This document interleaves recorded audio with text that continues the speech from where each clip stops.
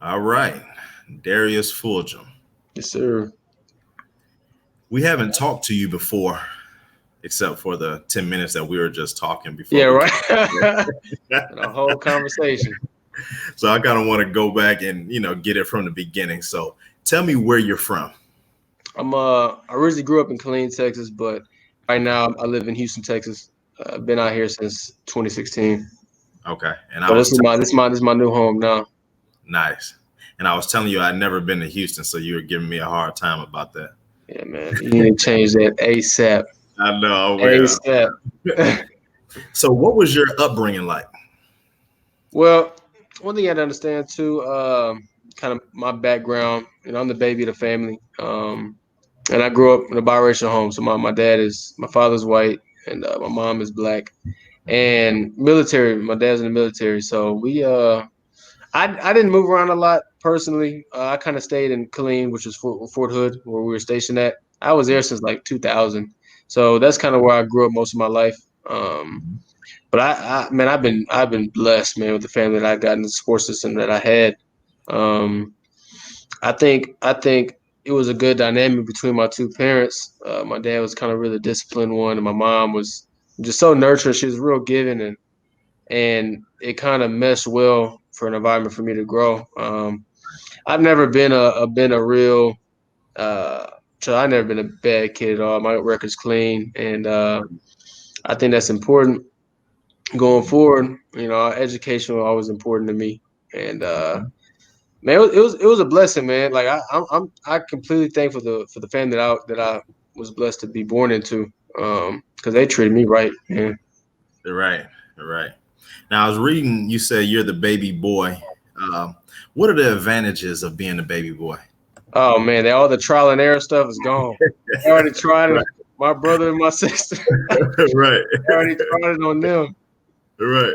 And granted, I was the baby by a while. So I think that my sister is like she's like 6 years older than me. So by the time I Mhm. was in I remember my seventh grade, everybody was already out the house. So at that Right. point in time, I was kind of the only child when I was going through my like adolescent years. And I was kind of spoiled. And I'm not gonna lie to you. I wasn't spoiled. Like I was never like I was always asking for stuff, but anything that I ever needed, my parents made sure the priority that they took care of anything. If we had any dreams or future any careers, if I needed to go to like a training camp, or if I needed to go out to do this, or I needed a certain equipment, they made sure they would scrape up what they had to give that to me. So they've been real supportive through all these years. Uh, Right. and they would do the same thing for my older siblings, but they were in a better position by the time I was kind of coming up. Right. And the reason I asked you that because I'm the baby boy, Oh, and really? yeah, and my sister left when I was in like the fifth grade. And, well, so when I was in the fourth grade, she started at Hampton. So Hmm. then, I was in the fifth grade, and I think what you said, your parents are a little bit more mature. Yeah, They got all the experimentation out the way. yeah, yeah. So, you kind of be spoiled in a way, and it's almost like you're an only child, but then your older sibling or siblings, they can impart a lot into you because they're still closer than you, but far enough away where you can listen to what they have I to say. don't think I don't think you understand how accurate that was, man. So my my brother came out to Houston, so he played football and he actually graduated at TSU. Nice. Um, so he played football there. He got his bachelor's, and he actually went off to play in the NFL for a little bit, and Okay. then he went back, got his master's degree. And so by the time I came out to Houston to go to school at Prairie View, I ended up living out there with him, and dude, he took care of me too, man. Like that's another Yeah. blessing, man. He was always a big inspiration to me. Like I was always felt like I was chasing after him. Like I always Yeah. wanted to be just like him. And not only Yeah. every aspect of life. In sports he was so competitive, and so he instilled a lot inside of me as well too. So Hmm. um the same thing goes from other family. Like they're always there for me when I need them. So they still hey, just same thing. Like they pass on the same wisdom, so I don't have to learn some of the mistakes that they made either. Right. So yeah, it was a blessing. So I did have that kind of only child life. I didn't have them to kind of play around with when I was growing up, but they've always been there for me though. Right. That makes sense. Now, I had an older sister. You had an older sister and an older brother. Yeah, actually, I have two older sisters and one older Okay. brother. Now, who made you the toughest? The boys or the girls? Or the boy or the girls? Oh, the boys for sure. Really? Man, Boys for sure. I Your was sister. listening. I was Wait. So listening what to about so same thing with you? You just had one older sister? just one older sister, Uh-huh. and I was listening to a song. I think it was Jay-Z. He was like, I was thinking like, damn, how my older sister gonna make me tougher? And I was like, you know what? My older sister did make me tougher, and a lot of people think it comes from the boy. So with you, it was your older brother, though, huh? Yeah, for sure. Like I said, Okay, he was my role model growing up. right, right. How far did he go in the NFL? He did. I wish he could have made it further, man. I'm telling you, he was talented, man. Hardest worker Okay. that I know to this day. Wow. He went during the lockout when the lockout happened, and Oh, so okay. he went played for the Detroit Lions, and he played a couple Okay. preseason games with them, and then before he had got cut. Okay. Now, when you went out there to live with him, was he the older brother that was saying, "Hey, come on and hang with me," or was he the older brother saying, "This is what you need to do. This is what you need to focus on," and trying to shelter you away from things that he knew that you could get into if you didn't stay on the right track? Oh man, well he was there with me every step of the way. We was in the gym training together. He still works out to this day, and at a certain point, I was in school. We were up at 5 in the morning working out together. We get Wow. up at 5 in the morning, go work out together. He'd go to his job. I would go to class, and so he's always been there for me. So in every aspect, I mean, we were still young, so he never was trying to shelter me or anything. He was never like that. Right. I always had my freedom, but obviously he would tell me, and that's the one thing that I love the most about him too is he'll call you out on your stuff. He ain't afraid to hurt your feelings. If you mess up, man, he gonna let you know about it. Right. That's important. He ain't gonna hold nothing back. He'll let you know. No Right. matter if he ain't he's not a yes man. That's I guess what I'm basically saying. Right. That's a good thing. Now, is that your routine to work out at 5 in the morning? It depends. Everything kind of changes depending on what my schedule is and what my coach has me doing. Okay. Um, as of right, it was like that when I was in school. Now since I graduated, I have a lot more time throughout the day. And really, this is my job now to train. Um, Right. and so it really depends on the routine of what's going on. If we have a fight coming up or if not. Right. Now, you graduated last year, Yeah, 2019. 2019, and it was supposed to be the Olympics this year. And you were about to qualify for it, had qualified for it. So what kind of happened was after I graduated, I kind of took up boxing for about my last 2 semesters of school because the workload was Hmm. too intense. And so as soon as I graduated, man, I put everything behind me, man, and I put 100% of me back into boxing. And so I Okay. still had to qualify for the trials. So I had to go to these qualifying tournaments to get my spot at the Olympic trials. That was in December. And Okay. so there's only 8 spots. So I had got in at the last second. And so I was the eighth seed coming into the tournament. And I ended up eventually winning that tournament. So I got my spot on Team USA for the Olympic qualification team, and we were supposed to go to Argentina in back in March, and that was going to be our ticket to securing our spot in the Olympic Games in Tokyo.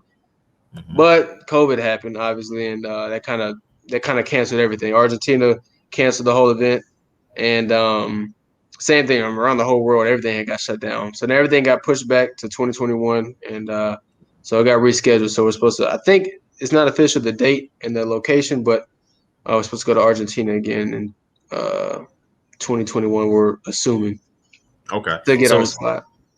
so the Olympics is going to be there, or is going to No, be? no, that's gonna be for us to qualify Okay. for the Olympics. So we still like the team is set. Team USA, we have our team that's going to try to qualify, but we Hmm. still have to make that last attempt. As if Okay. that makes any sense. It's a little confusing. It's a little different from other sports. Normally, if you think you win the Olympic trials for USA, that you already got your spot, but to kind of better break it down, there's so many countries around the world. Imagine if they had their guy, their number one. So like I'm the number one ranked heavyweight in the United States. Hmm. There's number one ranked heavyweights in every country.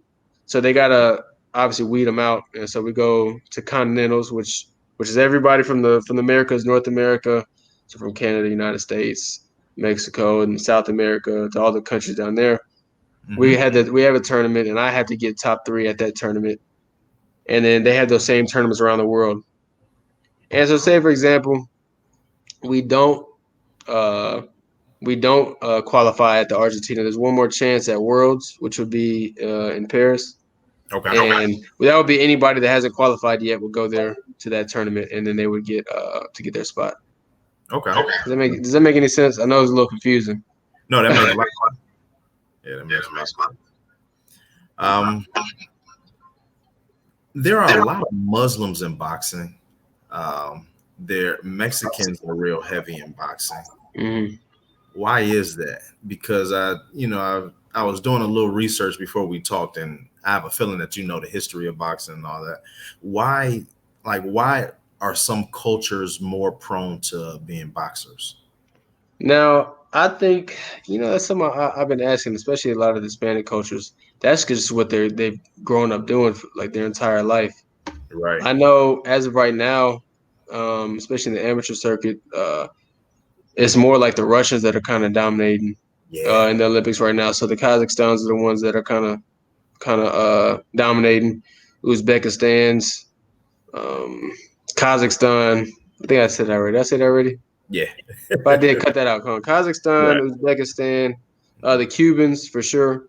Okay. They've been having a program for the longest, and they're proving to have results. And now for us, for example, the United States, we've kind of been on a decline from past years. So we're on our way back up. Now we made a lot of turnarounds and changed our program to kind of get us back on top in the boxing game. But as for Muslims, I can't speak for them. I'm not too sure. But I know Mexicans. That's really a part of their culture. A lot of Mexicans that I know, they've been watching. Even a lot of women and men and kids. That's just what they've grown up watching. I think that's just a part of their culture. Right. And the same thing for the Cubans as well. Yeah. Just like you say, the same thing. Like I think Dominicans are everybody there can play baseball. Yeah. You know, I think it's just a part of their culture and their livelihood. Right. That makes sense. Maybe it started with Ali, or maybe somewhere in with Ali, turn into. Oh yeah, when he converted to Muslim. Yeah, that may be it. I don't know. It could be. I don't know for sure. I don't have the answer. Okay. Makes sense. Now there's a rumor that you were fat as a kid. Is that true?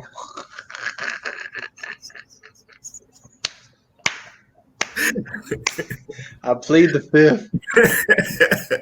And the reason I asked why I couldn't say chunky. Why I had to say fat? And the reason I asked, because I know sometimes some people grow up and they're chunky.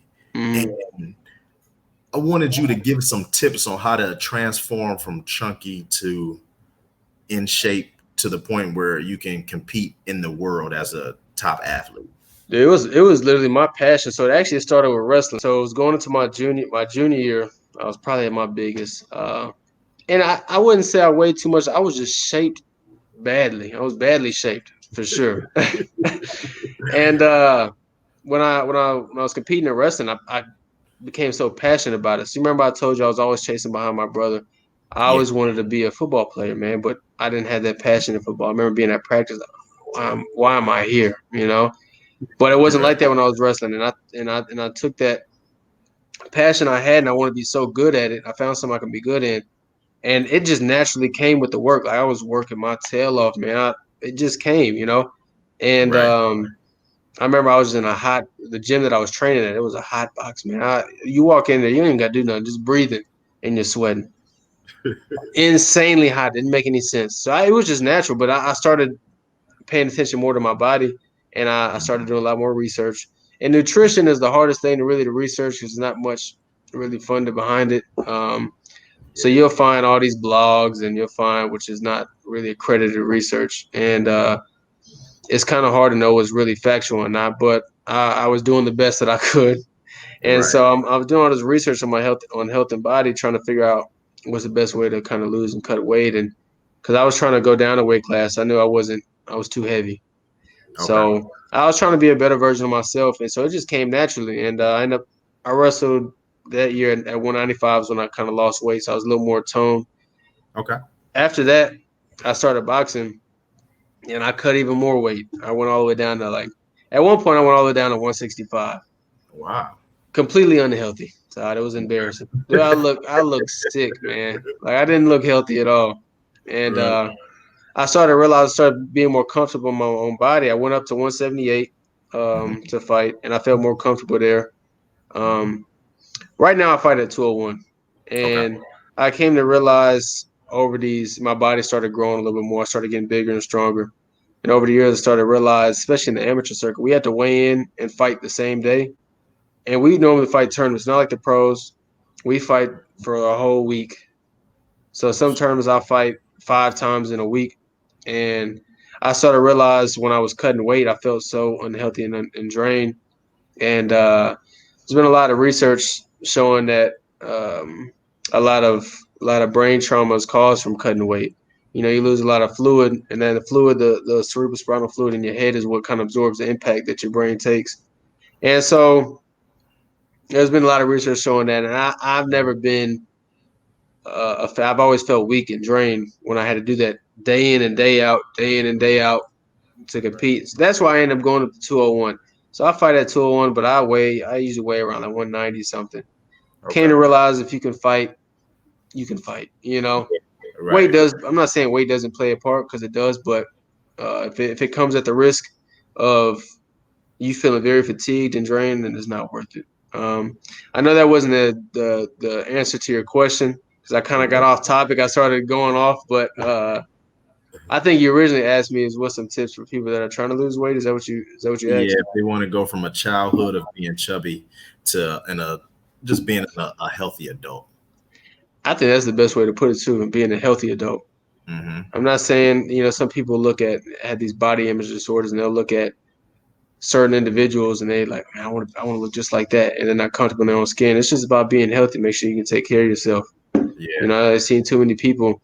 I've seen like the 600-pound life. I don't know if you ever watched that show. And I think to myself, how do you get to this point? Yeah. I've never understood, like, how can you allow yourself to get to this point? I Yeah. think it's just important about being healthy, and I think it's just important that everybody has to do your own research.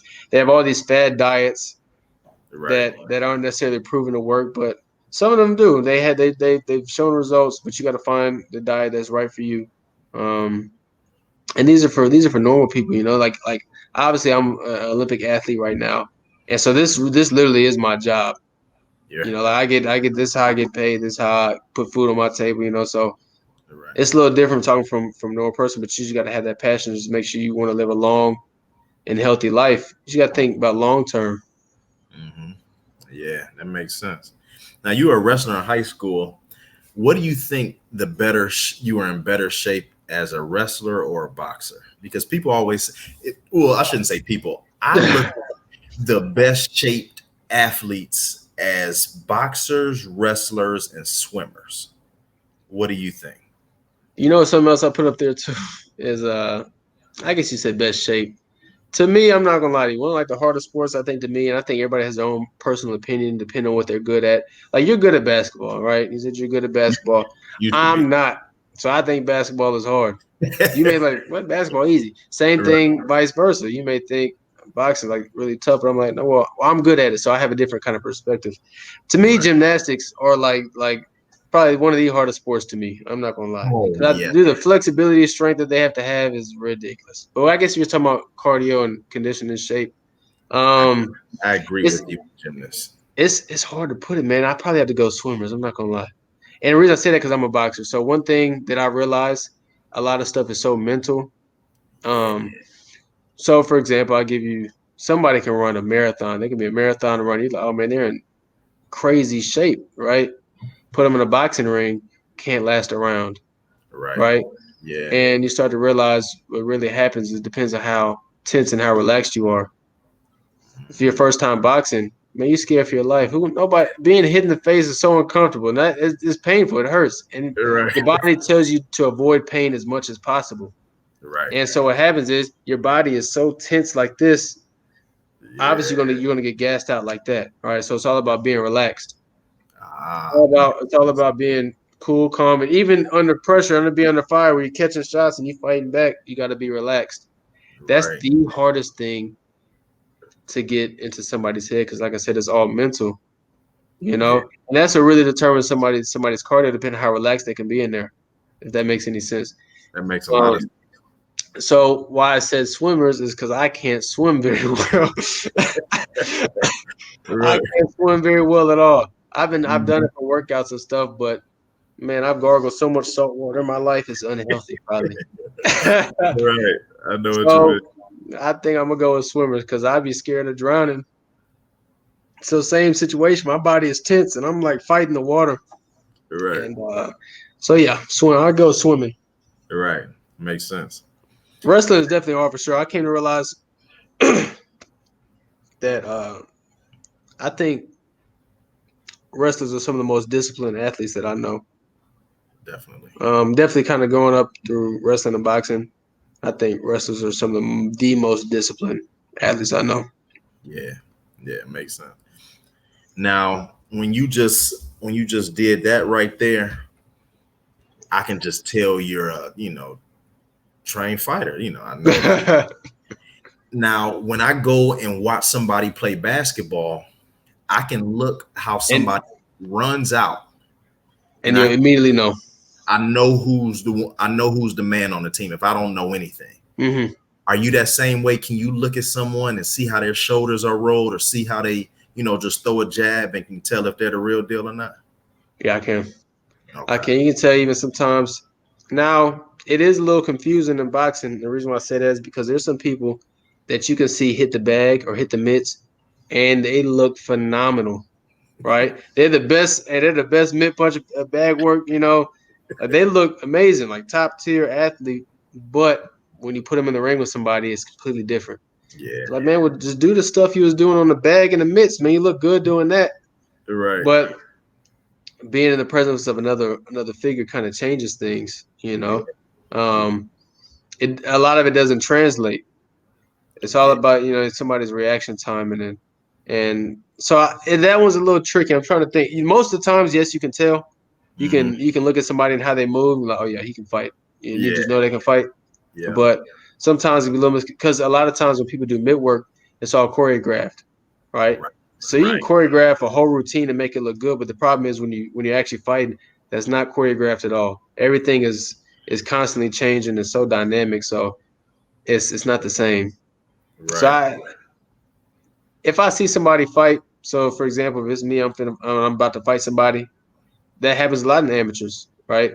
As I'm Mhm. going through the Olympic circuit, a lot of times you don't know who you're fighting, and so as soon as like first 10 seconds, I'll know.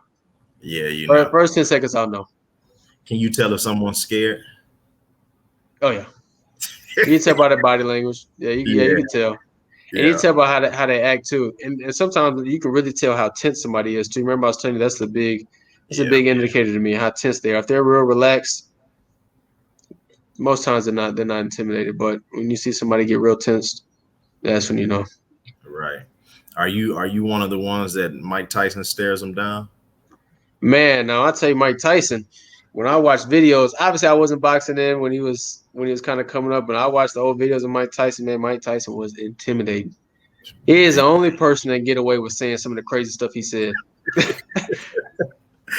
I'm he gonna made eat your kids. Oh heck no. He's the only person that get away with that.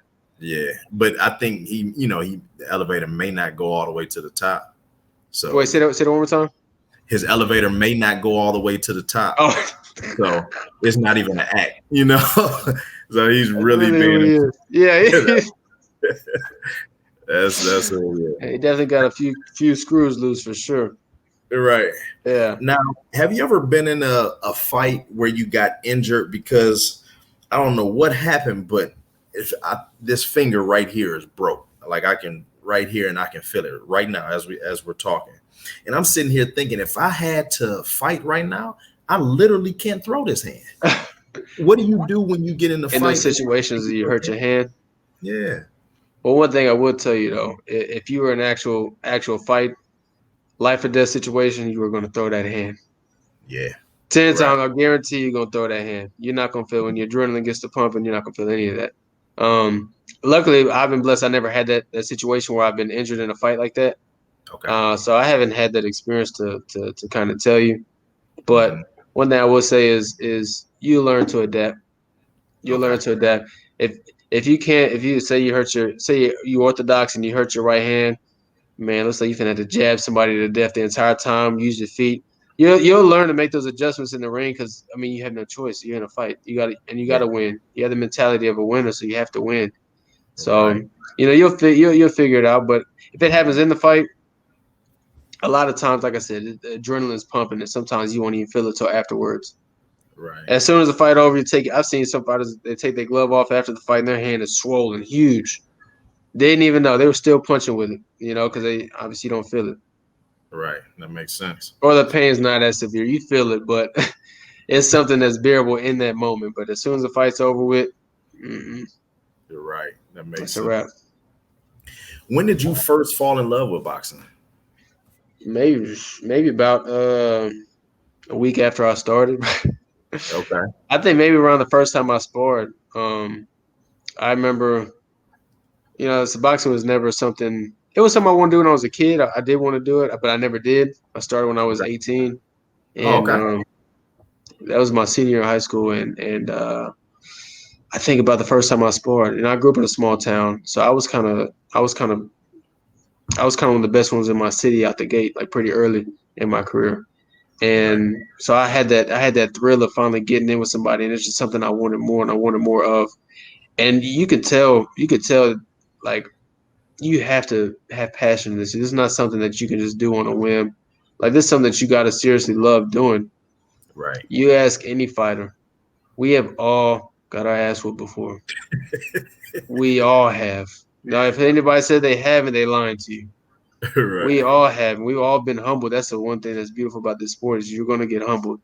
Hmm. And I remember coming up, there's a guy who sparred with, and he used to beat me down constantly. And that's when I realized how much I loved it. I remember we was in Georgetown, and I didn't know who this guy was. He didn't speak any English either. Um, and I had got set up to spar with him, and my dad was there and everything. Man, this dude beat me in front of my dad so bad. It was the most awkward car ride home. It was so silent. But I think that's when my dad knew how much I loved the sport because I wanted more. I said, man, I gotta get it back. You're right. I gotta get back. And I kept going back and back and back again. And that's just how I got so to the point where I'm at now and how I got so good. Is I was fearless and relentless and I wanted to get in with the best. And I Right. wanted to be tested. And I think that was the edge that I had and what got me to where I'm at now. Right. That makes sense. And that's another thing that we have in common. Like my dad was always at my sporting events to support me. Mm. I was basketball, football, tennis, um, baseball. I was good at everything except for track. Like I would beat everybody up the basketball court. So I thought I Yeah. was fast. I would run track, and he came to my track meets, and I was picking them up. They just Yeah. weren't going back down. And after every game, he would always stay and say good game. After track, he'd be like, "Is that your last race?" Yeah. See, he was not proud. you know. That's that sounds just like my dad, man. My dad, biggest supporter, and that was something that's important, I think, for hopefully for a lot of people when they're coming up, that the family had that support system, that they're there.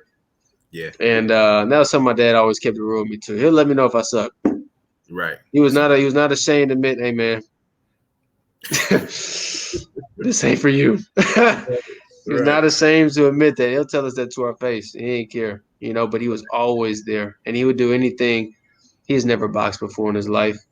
And that's Mhm. one thing I appreciate the most about him. Because as a father, he said, I want to give you any edge I possibly can. And so I'm gonna tell you what I see.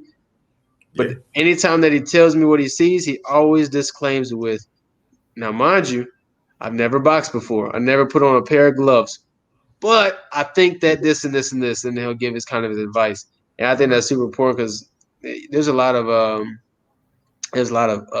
can you call it, couch coaches. Yeah. I think that's the best way to describe it when they're watching the fight. Oh, they need to do this. He needs to throw his jab more. And then some of these people ain't never boxed before in a day in your life, and it's like, man, you don't know what it's like. You don't have that same. That's like me telling you how to play basketball. I suck at basketball. You know what I'm saying? Right. Imagine me telling you, oh, well, you should do this. You don't have any credibility. Right. Now, So let me add into that. Do you think that fresh eyes help? Because sometimes someone that's a boxer knows how boxing should be done, or someone that's boxed knows how they would react to it. But sometimes outside eyes can give you a different, fresh perspective that'll give you a perspective that someone within the sport doesn't know. How do you feel about That's actually a good point. And what I'm gonna say to that is, Trey, when I said that, I want you to understand that I always listen to what people had to say. that? Right. We mess around and may work. I'm like, man, that's a good idea. Like, but Yeah. we've always been logical thinkers. You know, to if it makes sense, let's do it. Right. Right. That's one thing I love about my coach. My coach is real open minded, and he is the most logical person that I know. And we'll do anything that makes sense. If it makes sense, yeah, let's try it. And we're Right. always open to trying new things. But if it doesn't work and doesn't fit our style, we're not going to do it. And I think that's the important thing about boxing that a lot of coaches don't understand is sometimes they get real stuck in their ways, right? They get Yeah. real stuck like this is how it's supposed to be done. This is the right way. Yes, it could be the right way, but we could also do it this way. If that makes any sense.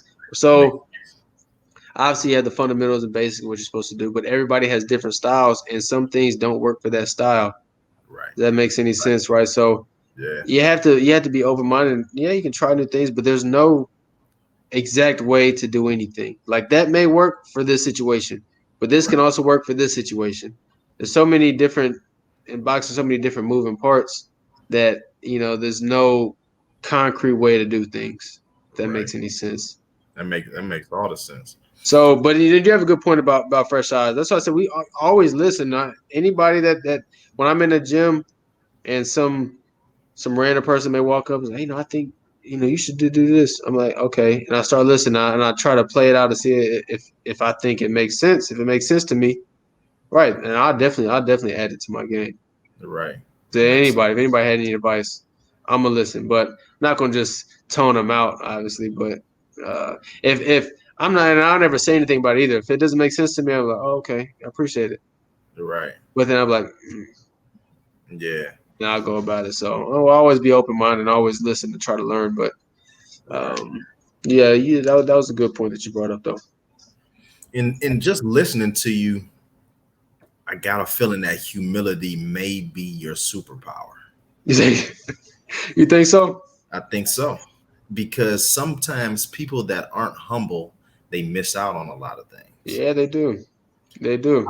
How do you feel when you're going into a match with someone that isn't humble? You say, I'm about to whoop them good to show them. Oh, you're talking about somebody that's real cocky and arrogant. Yeah. That was actually some of my favorite people to fight.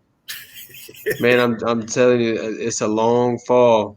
It's a long fall from being cocky like that, and you think you're up here. Yeah. When you find out you're not, it hurts, and it's hard for a lot of people to overcome that. And you got to think in the sport of boxing, like I said, that's what I'm saying. They shouldn't be like that. We've all gotten whooped before. Like it's happened. Like I Right. said, a lot of times it's just that character they're trying to portray, or they're trying to trick themselves mentally to think that they're this to give them that superpower. Like that may be their superpower in their mind where they talk themselves up and they actually believe that they're this.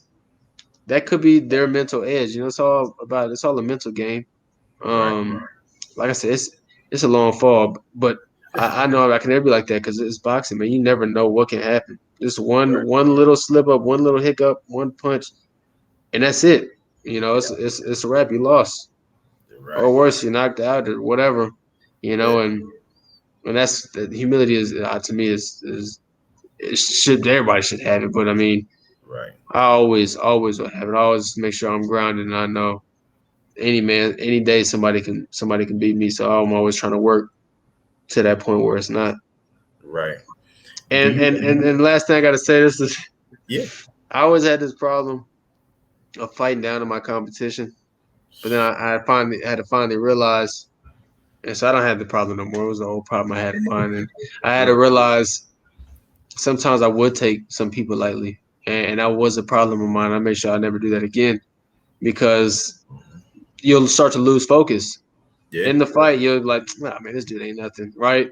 And you'll lose lack of focus, and then you're not performing to the way you should be. So you always I always try to go in there and fight like it's a championship fight, and this dude is I always try to overhype the guy that I'm fighting in my mind. You know, I mean, this dude seemed to be like he's some legend, right? And that way I'm on my A game. Like I'm super sharp, super focused, and lasered in for that opponent. So I think that's that makes sense. I want to stay here for a quick second about the dynamics of you having a father that never boxed and then you boxing, because as we all grow and we grow into men, and our fathers may say some things that we don't like, and we look like, who I am, right? How has that dynamic ever played out? Like, what made you, like, I know what made you have respect for him, and you're humble and that type of thing. And I'm asking for myself because I have a son and I've never boxed, but I want him to have that skill. And then, once he gets 16, 17, he may think somebody gonna try you or something. Yeah. Explain that dynamic a little bit to me. The thing is, the words you use perfect is respect, man. That would never, I would never raise a hand or raise my voice or anything at my father, because I know everything that he's done for me. Right. To give you an example, like kind of like the guy that he is. This is my favorite story about him. Is I'm telling you, he's so supportive. He'll do anything to help us make sure that we succeed, as long as we're doing the right things. We get treated well if we're being good. If we're acting out and getting in trouble, no, he wouldn't do the half of the stuff he did for us. Right. But my favorite story is when we were in Germany. My brother was real good in baseball too, but they didn't have nowhere to practice at. This dude literally borrowed somebody's lawnmower, went and cut the entire baseball field because the grass was so bad he couldn't play on the field.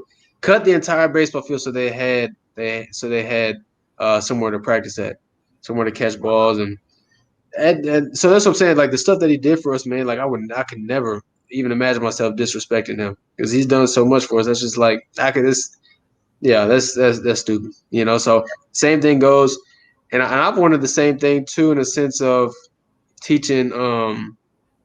Because when I learned how to box, I was already kind of grown, and for my future family and stuff, and for my future kids, I always wondered about teaching my kids how to box, right? And I was nervous about it because I was like, man, if I teach him how to fight, what if he just goes out and starts beating all these kids up, right? It's not a concern of mine because I don't have any kids, but that was something that I thought about. Like, man, what if teach them how to fight and they go out and start, beating everybody up? But one thing I kind of realized with myself, peer pressure affects a lot of kids, right? Everybody wants to fit in. We all want to fit in. But what I realized when I learned how to fight, I've never been in confrontation. I don't like confrontation. I'm pretty passive, and I don't like fighting and stuff. But came to realize once I learned how to fight, I don't have anything to prove to anybody. Yeah. You know what I'm saying? A lot of times they want to try to show out that they can fight and that they're big and they're bad. But when you actually know how to fight and you've proven it in the ring multiple times, I don't need to prove nothing to anybody. I know I can fight. You know what I'm saying? And you kind of just brush off anybody saying this and that, Yeah. So that, like I said, that was a concern of mine, but I kind of gotten past it. I've known some people I know that was you're gonna raise your kids right anyway. So just take care of them. They're gonna take care of you. I don't think I could not imagine somebody disrespecting their father like that because they think my brother though. No, I'm playing. I couldn't. Like he's done too much. I could never. You're right. Never. You're right. That makes sense. Has anyone ever tried you? No. I wouldn't even get in a situation for anybody to try me.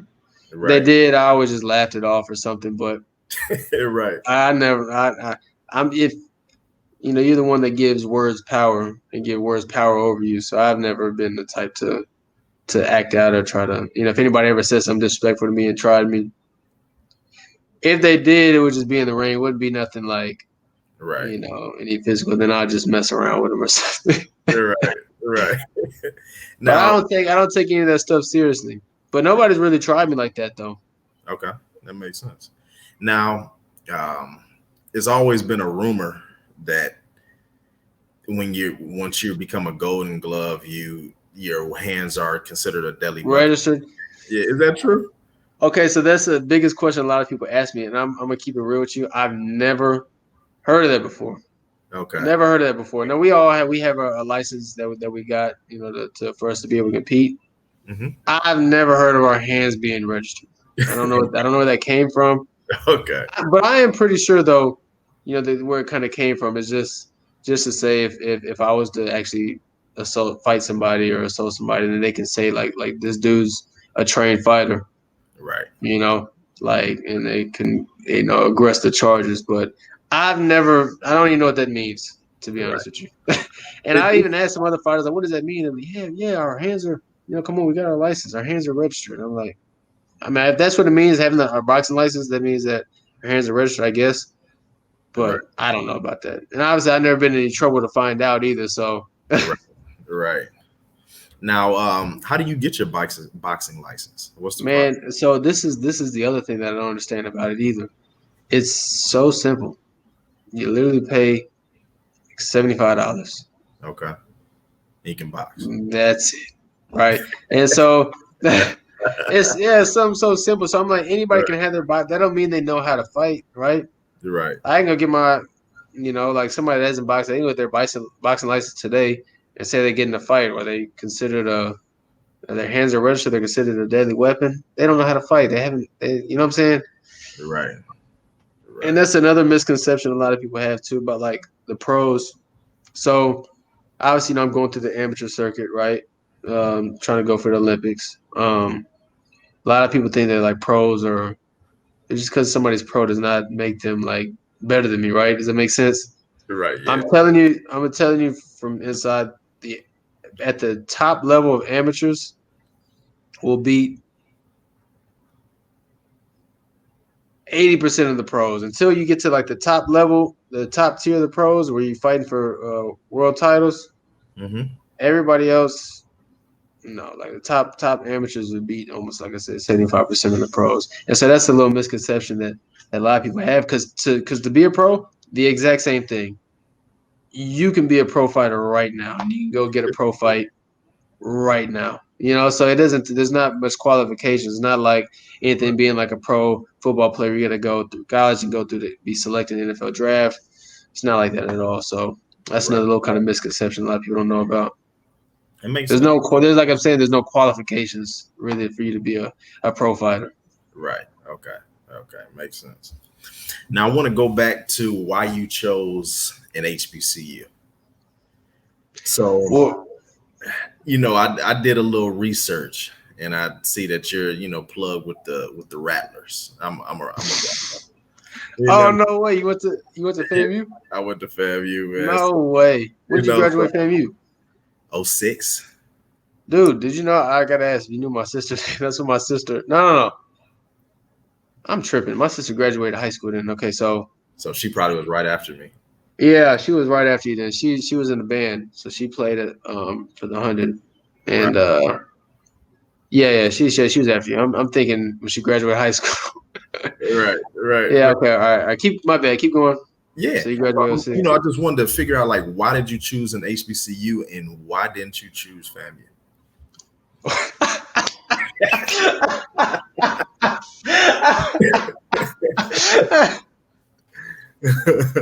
I had to throw it out there. You gotta throw that one out. Because your families, FAMU, sister FAMU, Yeah, your my mother's from dad, Tallahassee? my dad. Yeah, so all my family's from Tallahassee. So my sister went there. My dad went there. All his friends went there. And but like I said, I grew up in Texas my entire life. Okay, you're right. And so my brother went to TSU, another HBCU, Mhm. and I went to his rival college. Remember, I told you I stayed with him. He almost kicked me out when I got Really? accepted to PV. Yeah, I almost got kicked out. I almost got evicted. I'm like, man, I just got here. You're right. I just moved in. I had to move all my stuff out. You're right. But so my reason, and the same thing for all my family. My dad, which is like I said, my dad, I told you, is white, and he is a big fan of HBCUs. Big fan. Like he loves the culture, the environment, and I think that's where kind of how he grew into it. And Right. same thing for my brother.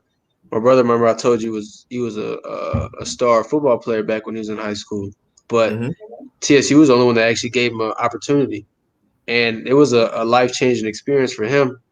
Like I said, we grew up in a little small town, so when he came out to Houston and the environment and how much connections that he made at the HBCU, changed his life. There's not a decision he ever regretted, and that's something that he's talked about too. Like, man, should I have went and risked and try to walk on at like UT or something?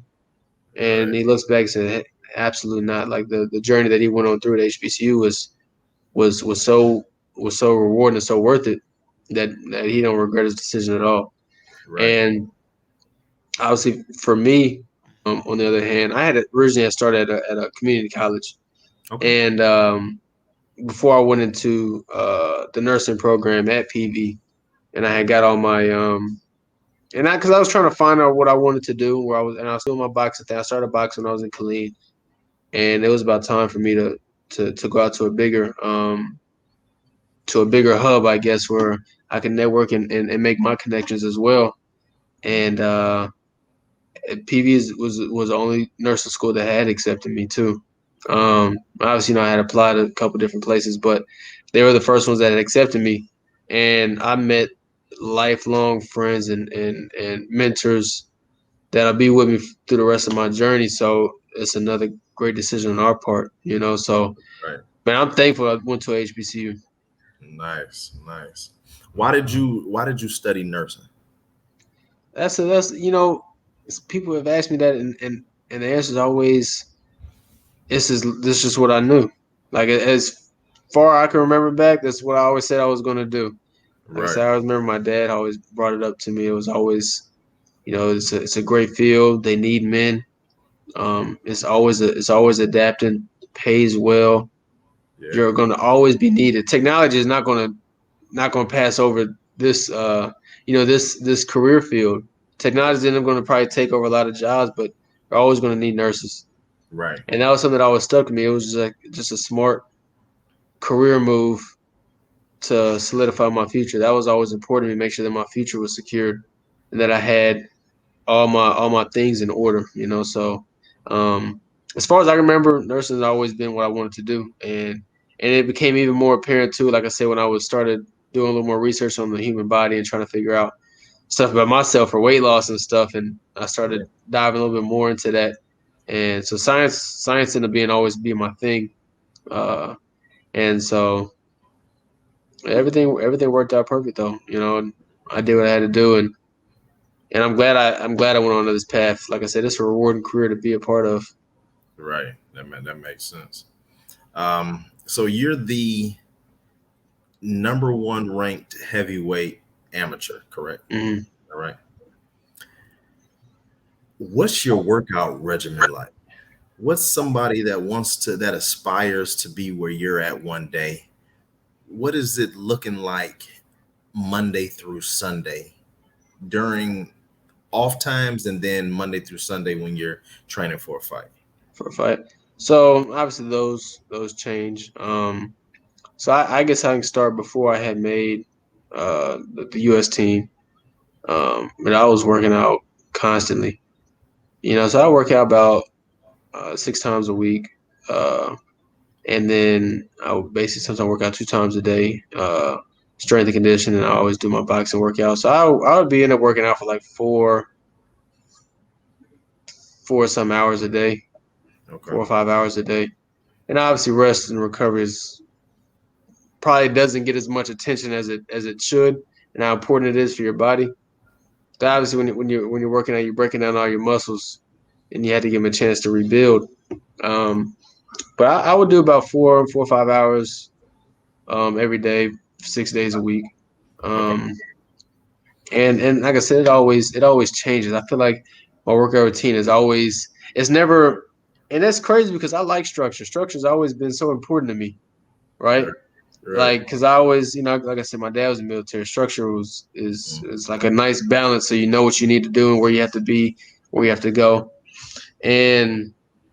But when I think back on all the years, it's always been changing. Just whatever needed to be done.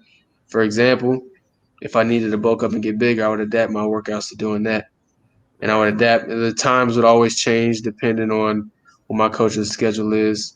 or if I had anything else going through that day. Or when I was in school, everything was always different. I got up at 5 to go do my strength and conditioning, and I would do boxing after I got out of school and studied. But I'll tell you what it is now. So we normally work out 2 times a day. So when I go back up to camp, I leave to go back up to camp on September 6th, and I actually have a fight lined up in October. We got 2 tournaments we're going to go to. So we leave for Germany September 23rd. Okay. And we'll be there for a couple weeks, and then we'll end up fighting in Germany October 14th through the 17th. Okay. A little small tournament, but get us to we haven't fought since January, so it gives us a little time to shake some rust off. And then we're going to France immediately after that for the October 18th. I think we'll fight, October 27th and October 31st in France. Okay. So in the meantime, we're going to go to camp and we work out twice a day. We'll weigh in the morning, and then we'll do about 2 hours, about hour and a half, 2 hours of our boxing workout. And then a little bit later throughout the day, we'll do about an hour of cardio or strength and conditioning, depending on what it is for that day.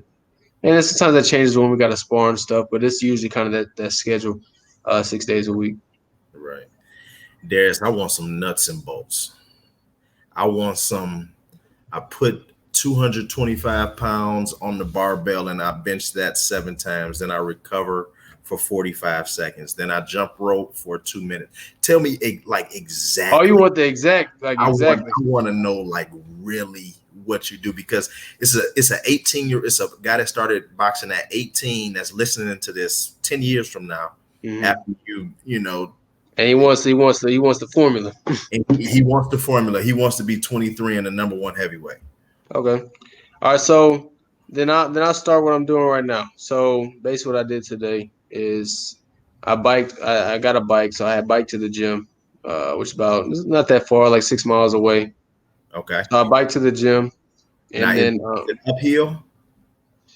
Oh man, I'm through the Houston streets, man. So it kind of changes a little bit, but it's pretty even. I feel like. Okay. Yeah, it's pretty even. I feel like the roads are rough though, man. I'm not gonna lie to you.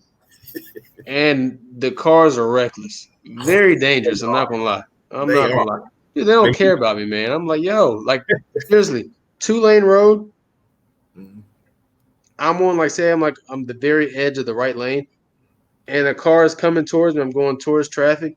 They don't move lanes to get further away from it. They stay right next to it. I'm like, man, come on, man. Can you at least just you could have got over, right? And respected, man, they don't care. I almost got hit plenty of times, but I was trying to stay safe for the most part. But yeah, so I bike to the gym, and a lot of stuff we're doing is more technical work anyway. So when I get to the gym, I get my stuff on, and I started doing a little different routine. A lot of people normally do the jump rope. I end up switching that now, and what I kind of do is basically I call it bouncing around the ring. It's kind of hard to describe without demonstrating it, but basically kind of the same movement as I'm jumping rope, but I'm making it more applicable to boxing. So I basically go around the ring, and I'm still kind of doing the same motion like I'm jumping rope, but I'm using more of my feet. So it still builds my legs. At the end, my legs are still burning. And so I'll go around the ring, the entire ring. Then I work the different angles that I would do when I'm fighting, going backwards, diagonal, backwards, forward, diagonal, forward, other way, diagonal. And it makes more logical sense to do it that way instead of jumping rope, because this is more, like I said, applicable to boxing. This is something that I would actually do when I'm fighting. And that's kind of how I train as well, too. I don't do the choreographed mitts anymore. Okay. A lot of stuff is I don't call it spontaneous. I'm trying to figure out the best word for it, but it's very reactive, I guess. So my coach also has boxed before. And so when we do mitts, we don't do 1, 2, 3, 1, 1, 2, where he calls out these certain choreographed numbers. He's practically in there fighting with me, but he has on mitts though. He has on mitts, but he's in there fighting. And then when openings come, that's when I throw my shots. Or I'm working, it will tell me certain things that I'm working on for that moment. If I'm working on throwing these certain combinations, and he'll mimic that, and he'll kind of make it seem like I'm going against a real fighter that I have to actually react against, and that to me makes better results than doing the choreographed stuff. And then so, anyways, after I do my bound, I do about 2 rounds of that, and then I start trying to shake loose. So I do another round of really kind of defense moving. So I'm really just slipping. Mm-hmm. I work my feet, switching angles, and then I just work my slips, not Mm-hmm. throwing any punches just yet. And then eventually I start progressing. So next round, I start shadow boxing with just the jab, working my feint, still slipping, but working the jab, and then slowly start adding. Then I'll do a full shadow box round with everything combined. Anyway, we do about 12 rounds of work, and then I'll put the gloves on with my coach, and like I said, we'll do those same kind of drills. So those change every day, Okay. but it's all based on what he thinks I need to work on for that day.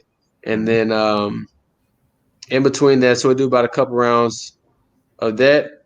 Then we'll go to doing 2 rounds of abs, which he controls. So he'll tell me what I'm doing for the 3 minutes, 30-second break. But it is different ab exercises. It's not like yeah, do crunches for 3 minutes. Now I'll switch it up. So we'll start with doing bicycles. Then we'll go back doing 6 inches, then flutter, then open, close. So then we'll sit up, do crunches. So they change. It's up to his discretion. But we'll do 2 rounds of that, 3 minutes, and then uh we'll get back to doing our boxing. The same drills that we're working on. Right. And probably do another 4 rounds of that. Then we'll do legs where we'll do lunges around the ring. So you basically just lunge around the ring for the 3 minutes. Then we'll do a squat round. So that's all to build up our legs. So our legs, because once your legs are going, everything's going. So Everything. they're just trying to build up that endurance. And so we're gonna do about 12 rounds of work. And then once I finish with that, then I'll bike back home. Okay. And then so that's my typical kind of boxing routine kind of workout. Obviously, Right. it changes pretty constant, so it's hard to give a formula of what I do because I don't even know what I'm doing. It's whatever my coach decides what I'm doing. That's what I do. So it always kind of changes, but that's kind of the typical, I guess, where mostly that's what we do. Right. And then a lot of times, I had to do my strength and conditioning, and that I can't explain at all. Like me trying to explain what we do for strength and conditioning, like I can't explain. There's no routine for that again. Everything I do is real explosive workouts. Right. Um, Usually once I do my strength and conditioning, that is at this one gym called Bell's Life, and they have these Kaiser machines, and everything. I kid you not, it's all like resistance. There's no weights, and everything is like real explosive workouts. Nothing is real push. Oh, I rarely do any bench press. If I do squats, I rarely do any heavy squats. Right. A lot of times, power cleans Yeah. are the more fundamental exercise that a lot of explosive athletes will work on. Um, but I'm telling me trying to explain those workouts to you, like it's way beyond my scope Okay. to kind of talk about and break down. Right. I'm kind of real I have a mind of my own, and like I said, all the stuff makes sense. But I kind of am like a tool. I have people that I trust that are molding me and leading the way for me. And Right. I wanted to make sure I said that I have a mind of my own because if it doesn't make sense to me, I'm like, after you got to explain what I'm doing. It has to have a purpose and it has to have meaning behind it. Right. And if it doesn't make sense, then what are we doing that for? No, Right. no, we're not doing that. We got to do something else. But like I said, I trust them. So anything they say, they run it by me. That's what I do. Right. That makes sense. Now, um, I was playing basketball against Adrian Broner, and I forgot he's from Ohio. He's from yeah, Cincinnati. Huh? yeah, I'm one of those weightlifting guys. Yeah, So as weightlifting guys, we think we strong and all that stuff. And then I'm trying to back him down, and he's small. I'm only 5'9", so I'm not a big guy, but I'm 210 at the same yeah. time. I'm trying to back him down, and he wasn't straining. I He couldn't wasn't move. budging. He wasn't budging. Like, how does a boxer not lift weights and be that strong?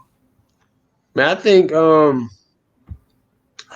best way to kind of answer that is there's some people that I know that are like real country strong, right? Yeah, And have you ever met somebody that's just like they don't lift weights either, but like the constant stuff they do on a daily basis just makes them molds their body to be strong like that. And now regardless, we may not be lifting weights, but a lot of stuff that we're doing, like we're not lifting any heavy weight, but a lot of stuff we're doing is still very explosive and still powerful. Like, man, I'm telling you, go punch a bag for just a couple rounds. And I'm telling you, you feel your arms finna fall off. Your shoulder gets so heavy just from punching that bag, and it's like, man, this inanimate object is making me this tired. But yeah, so we still getting that same type of work. Adrian Broner may be just rare breed. He may be just strong like that. I Right. don't know. I can't speak for Adrian Broner, but and I don't know what his workouts normally consist of either. I mean, I think everybody's different. We're all individuals, and we all do individual things to meet our needs. But Right. That makes sense. That makes sense. So you work out, you did that.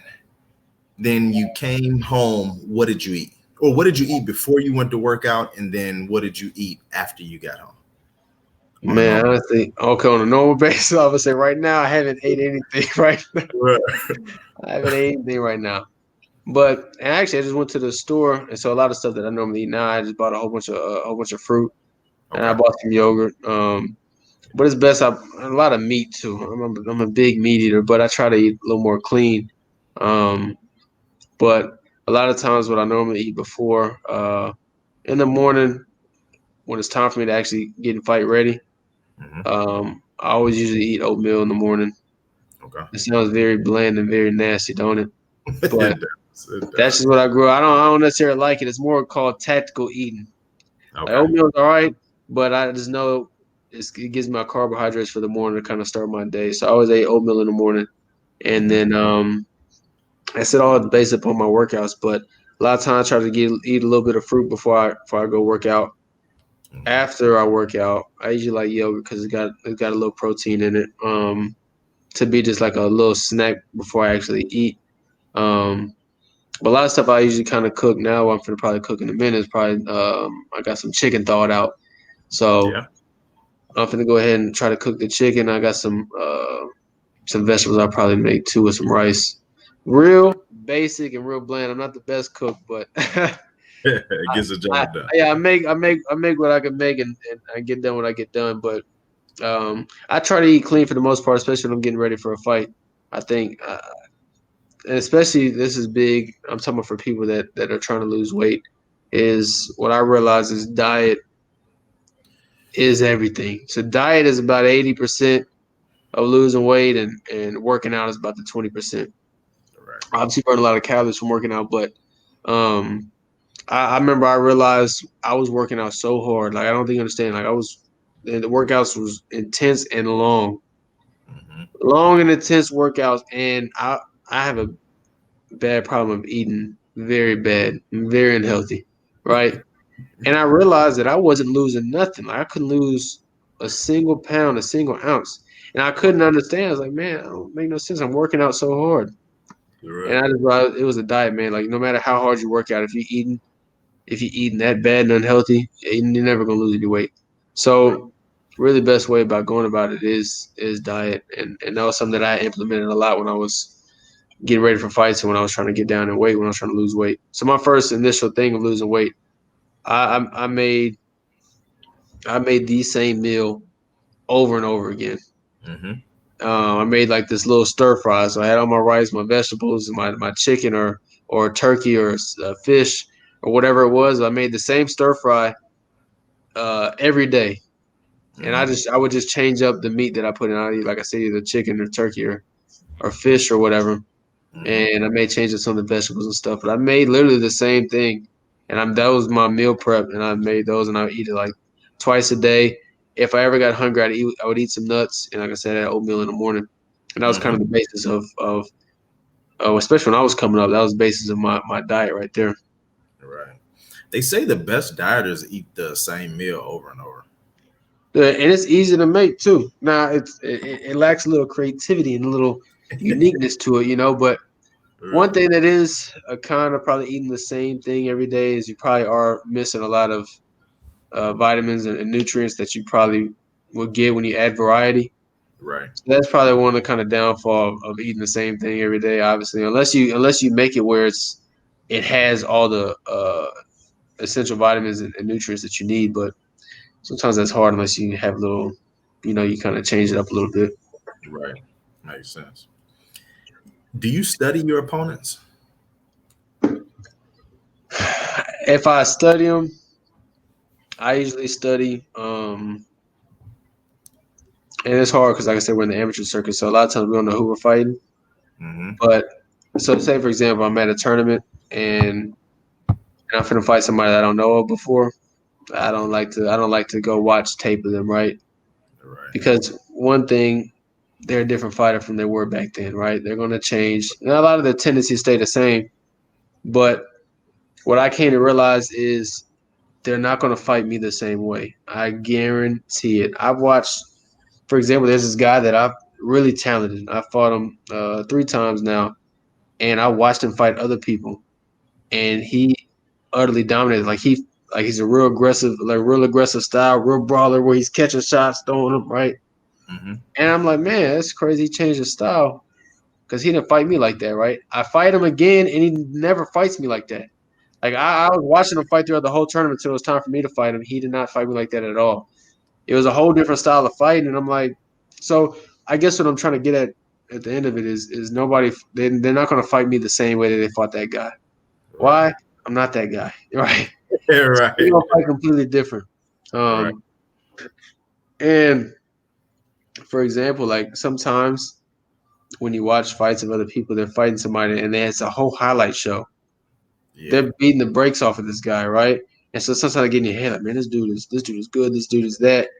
And you start getting a little like you get a little nervous, like, man, this dude, but no, he's just the guy he fought was you're not that, like I said, I'm not that guy. Right.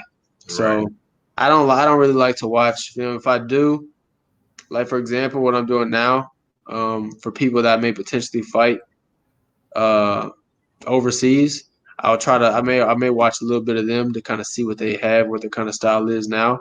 But it gets any closer, I'm not gonna watch it. Right. And I was the same way. I didn't really want to watch my opponents. I'm like, I'm just gonna do what I do, and if I do what I'm supposed to do, that should be enough. Hey, that was the other thing I was just gonna say. I was gonna say that at the end of it. Just do what you do. Right. You train to do what you do to fight any style that you come across against, right? Or same for you. You train and you practice what you're supposed to do to beat anybody, no matter what they got coming. As long as you do your thing, they're not gonna be able to stop you. Right. A buddy of mine, we're always talking sport. We're always talking everything.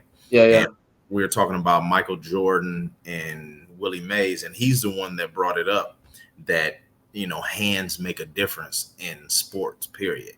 And I was just saying, you talk. Do you have big hands? I got average size hands. Okay. Okay. Yeah, Have you ever seen a boxer with small hands that was good? I have actually. Really? I have, but I do think hand size is important. I think that is big in punching power. I feel like I Yeah. think people who have very large hands have some pretty incredible power. Right. So like Kawhi Leonard to have some crazy. I'm pretty sure Kawhi Leonard. I'm pretty sure the claw can. Pretty sure the claw can throw a punch. I almost probably guarantee it. Right. It's ridiculous. I think I went to some museum or something. They had like his handprint, like up on the wall to see how your hand compared to his, and unmatched. I mean, Yeah. his hand was like two of mine. Yeah. Man, it's huge. And if you ever look at any of the ball players in the NBA, usually they have, usually they got big hands, but Yeah. like some of them didn't. Like Kobe didn't have big hands. If you notice, he didn't have those paws like Jordan where he could do a lot with the ball. He had to, Yeah. do it with two hands. And then Actually, I didn't notice that till you just said it. yeah. And John Stockton, the great point guard, he had really big hands. So they do make a difference. But I was just wondering from a Yeah. I think from boxing standpoint, like I said, I think that's not scientifically proven. That's just my personal opinion. I think that have large hands do have right.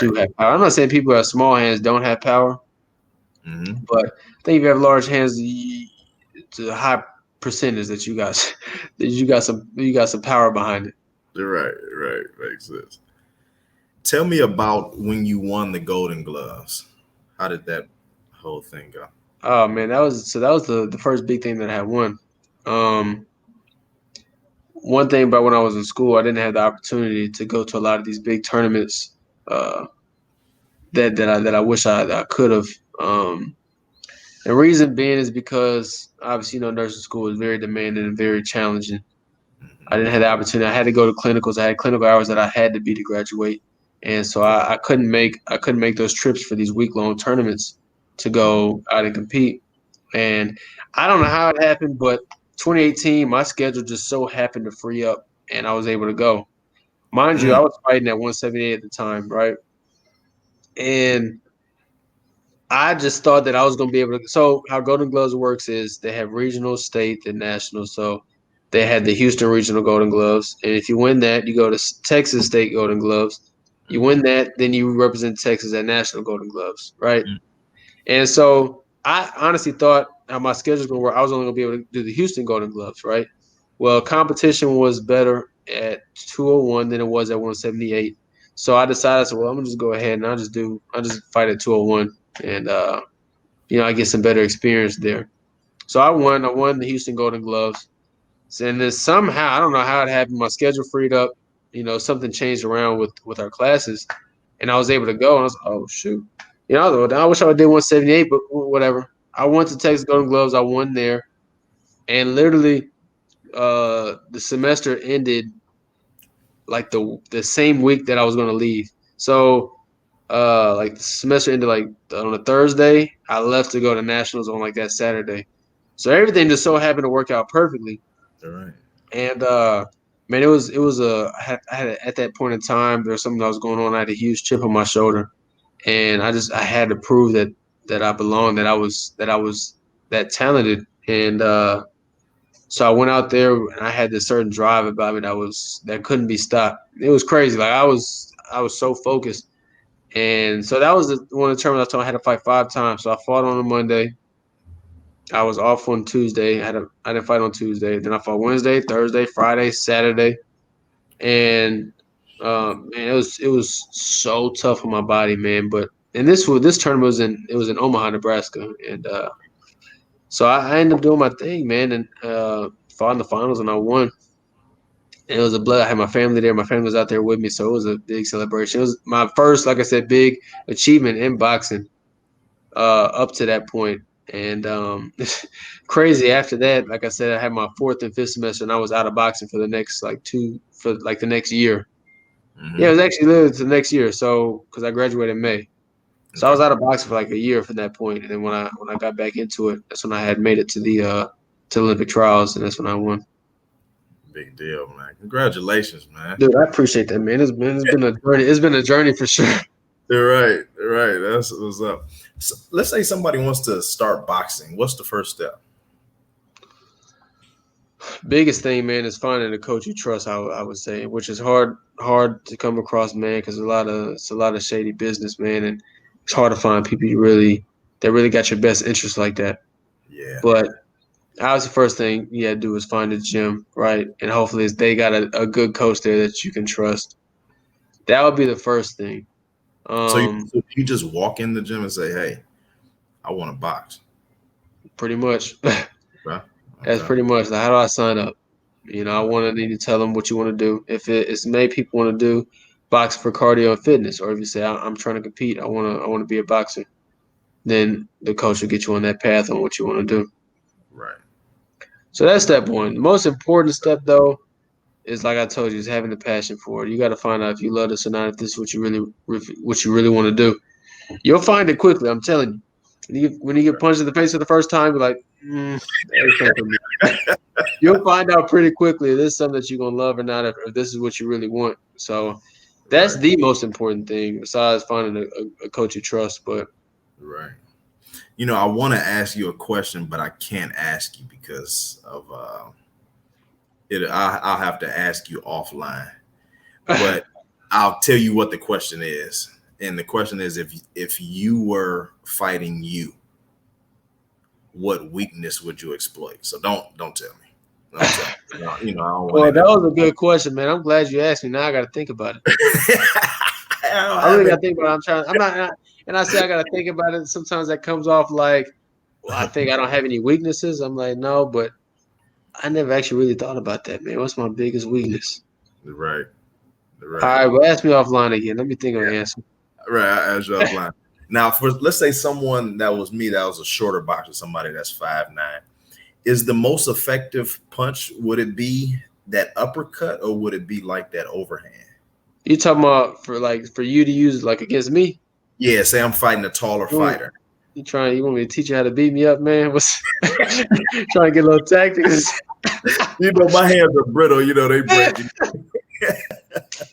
Hey, you think you're gonna break my jaw, but you end up breaking your hand instead. Right. So I think the best, as I said, I mean, you've seen what Mike Tyson's done in his career. Yeah. And personally, I would say will be the overhand right. And I'm trying to remember watching Tyson. I don't remember like he had some mean uppercuts. He would throw this hook to the body, uppercut to the head. Like Vicious. Vicious. Right. But stereotypically, like especially like a lot of Mexican fighters that have like this real style of where they're coming for like this, it would be like a feint with the jab and then come with the overhand right. Yeah. That to me, for shorter fighters, is more effective than the uppercut. Okay. I feel like you can exploit it a little bit more and you can throw it at a farther range. But a lot of times shorter fighters want to be inside. So I can see where uppercut would be a better shot. But knockout punches would be the overhand right for sure. Right. Makes sense. In your career so far, have you noticed the difference in athletes that love the sport or are just good at it? Because in getting to know some different athletes, especially in basketball, it was some guys that were just good, but they didn't necessarily love it. And the ones that are good and love it are the ones that, you know, go to that next level. Those are the ones at the pinnacle of the sport. Yeah. There's so many people that are so talented, man, and they use their talent and it carries them. It carries them far too. I'm not gonna say it doesn't. Right. Carries them far off talent alone, but some people don't have that drive and work ethic. Yeah. To make that next level, you know. Yeah. And you know, because I think like sometimes guys that are in the NBA, like if I got there, I'd be like, man, I would just be working 24/7 just because I love it. I think it's just some guys that are just, you know, just talented and they don't work hard, and then it ends up showing. And then one thing I realized too about people getting burnt out. Have you ever got burnt out in basketball? You know what? I did. After my senior year, I had played every day probably since 8 or 9 years old, and we lost the state championship game, and I didn't touch a ball for a year. Dang. Didn't even touch one. I was down at FAMU, and guys didn't even know I played basketball. Yeah, you know. Hey, I bet they was shocked. Man, I can imagine seeing their faces after they finally seen you play. When I came out there, I was even hiding this from us, man. Yeah, I used to come 3 feet behind the line shooting it. Good. They like he was calling it, and just, you know, and they didn't, you know. Man, you should have told us this. Right. So, why do they call boxing the sweet science? The sweet science. That's what the sweet science is: hidden and not getting hit. What's the definition behind it? I don't know why they call it sweet science. Okay. I think it is crazy. I know they called it like a form of art. And I always think like when they call boxing an art form, I remember always thinking like, why they call that an art form? Like it's not. Wow. I remember I think I asked my brother about this. Why they call it art? But then when you actually watch it, if you ever watch boxing in slow motion and you see like the very like subtle things that people do, and that's something me and my coach talk about all the time. Like football. Football is a game of inches. Same thing with boxing. Boxing is like a game of inches and milliseconds, right? For example, someone was working on today. It was like, you know, kind of punching while moving. And like, for example, there was like a certain like little lag of a millisecond from me doing something. And he said, this dude is so small, but it's so important. From this little lag that I take to throw a punch, Man, there's so many little tips about boxing too. Like some things you even notice, like some small like this, right? Somebody throws a punch, somebody where is the camera at? Somebody's throwing a jab. A lot of people that go right, they'll go here, they'll go back first before they throw. Biggest mistake, because it's so easy to telegraph that. I see you going back. I know you finna throw the jab. Just that little second is enough for me to react to make my move into attack. Yeah. Compared to you just throwing it straight out, you see the difference to going. Right. That something so small like that makes the biggest difference. Yeah. And it's probably a lot in boxing that you can't explain. You just have to be out there and, you just totally Okay, understand. here's another thing. I mean, I'm just talking today. I'm not normally this big of a talker, but Me so either. when you just said that, it just reminded me. Remember, I told you like some people you haven't boxed before, so you won't understand, right? I was Right. saying about like people that are couch coaches or whatever, like yeah, box, but you don't know, right? And there's something about actually doing it where you have more of an understanding of it, right? And I know I always thought about. All right, so here's the thing. If anybody ever asks me what's my game plan, right? They ask me what's your. That's a pretty common question, right? If Mhm. you go into a fight, okay, what's your game plan? My game plan is to win, right? That's my game plan, right? And you heard, I think it was who was it? Mike Tyson said that. He said everybody has a plan until they get punched, right? You heard that saying? Yeah. There's, like I said, there's so many moving parts, right? You can have a general idea what you want to do, right? Right. But to actually have a game plan, my game plan is to be so adaptive. You got to adapt to the situations that come, and a lot of stuff comes so naturally. And this is same thing with any other sport: repetition, repetition, repetition, repetition. Right? Yeah. Yeah. We we repeat so many things. You see so many things when you happen in the sparring over the years of you training. Right? As you're sparring, you see a certain look that you see. Right? Automatically triggers this certain reaction for you to do. And right, so when we're training, you're trying to train your reactions. Because when you see a certain thing, your reaction be to do one of the certain things, whatever it is, right? So a lot of times when I'm fighting, I rarely all this stuff just comes naturally. I don't have to think about it to do it, right? Right. Think it takes two. Oh my gosh, do you watch Dragon Ball Z? It's a stretch. Okay, never mind. So, but when you think about stuff, it takes too much time. Right. So that's another little split second to have to think. Okay, he just did this. Now I should do this. That Right. thought comes across your head. Now you try to do it. It's too late. You got to be Either instinctive. one, yeah, it's got to be instinctive. So I'm pretty sure again, all sports are pretty much similar, right? In the Yeah. sense of, I guess, just being an athlete is similar in general. We all have share some of the same feelings and same ideas about stuff. You probably have the same thing where when you've been playing basketball, you have these certain natural reactions you don't have to think about. It just Right. happens, right? Yep. Hmm. I don't play. I can't relate. So I don't know basketball, but I Right. love basketball. I love watching it, but I can't play.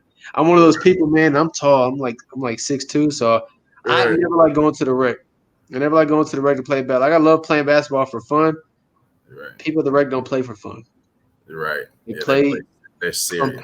and I'm a competitive person, so I know I suck. So I'm like, these people are trying to play for contracts out of here on the rec, and I'm like, so they see me come up. I'm tall. I'm decent height. Basketball 6'2" is not completely tall, but in the rec is tall. Yeah. Yeah, Direct. at the rec that's tall. Right. Because somebody's 6'6", you should be in the. You know what I'm saying, you should already be playing in the college and NBA or something. But Right. yeah, 6'2" is pretty tall at the rec, and so they look at me thinking I could play, and I always tell them You don't somebody want. pick somebody else, big dog. You know what? You're probably tenacious on D and a good rebounder. That's it, man. That's it. Okay, so what I will tell you is I think I am a good person to play with, Yeah. in a sense, because I know my role. A lot of people have ego problems. They want the ball because they want to score. No, I don't want to score. Don't pass me the ball. If you pass me the ball, I'm pass it right back to you, right? But I will play defense, meaning foul, and then Right. and then I'm gonna go up and I'm gonna get boards. That's it. That's the only thing you should expect from me. Don't give me the ball. I'll miss a wide open layup. I know how it is. I know how it is. You know, but then you know what? Then we need you on the team to be the enforcer too. If they got somebody talking, we can say, "Hey, my guy over here." You know, watch your mouth. Okay, see, that's where you got. I can't even be that. I told you I'm passive. I don't like confrontation. I'm like, man, look, we can just talk it out. We can just talk it out. It was a misunderstanding. Right. We just gotta talk. Yeah, it was a misunderstanding, man. Right. You know, my hands are registered, so I don't want to go. I don't want to go to jail.